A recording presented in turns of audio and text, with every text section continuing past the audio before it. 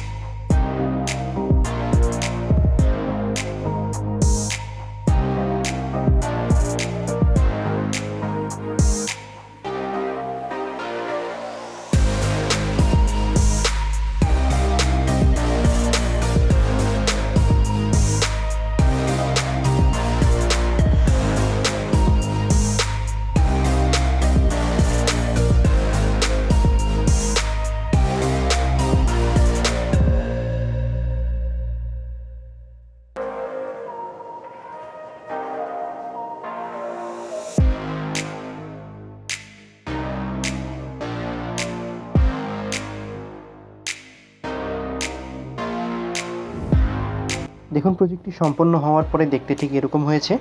এখানে আমি একটি মেন সুইচ ইউজ করেছি, যেটি দিলে মেন পাওয়ার যেটি অন হবে।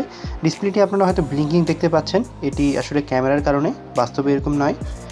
তো এখানে আমি ব্যাটারি হোল্ডারে যখন ব্যাটারি কানেক্ট করব, তো ব্যাটারির যে ভোল্টেজ আছে সেটি আমাদের মিটারে শো করবে। এবং এখানে আপনারা নিচে বড় বড় তিনটি সুইচ দেখতে পাচ্ছেন। এই সুইচগুলো হলো লোডের ক্ষেত্রে, এক একটি সুইচ অন করলে এক একটি লোড অন হবে। অর্থাৎ পূর্বে যে আপনারা রেজিস্টারগুলো দেখলেন সেটির কানেকশন এখানে দেওয়া আছে। এবং মাঝখানে যে তিনটি বাটন, এই বাটনগুলো প্রেস করে আমাকে high voltage low voltage select করতে হবে, কত ভোল্টেজে আমরা ব্যাটারিকে ডিসচার্জ করছি। আমি এখানে 3.0 ভোল্ট রেখে ব্যাটারিকে ডিসচার্জ করব।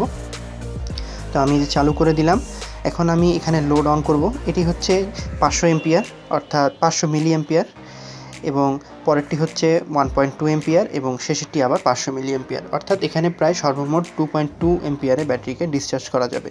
এই মডিউলে আপনারা সর্বোচ্চ 3 এম্পিয়ারে ডিসচার্জ করতে পারবেন।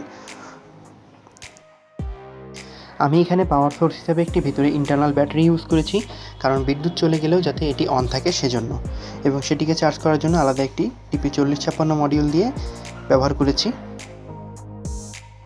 ভিডিওটি এই পর্যন্তই। ভিডিওটি ভালো লাগলে অবশ্যই চ্যানেলটি সাবস্ক্রাইব করবেন, ভিডিওটি লাইক করবেন এবং কোনো কিছু জানার থাকলে অবশ্যই কমেন্ট করবেন।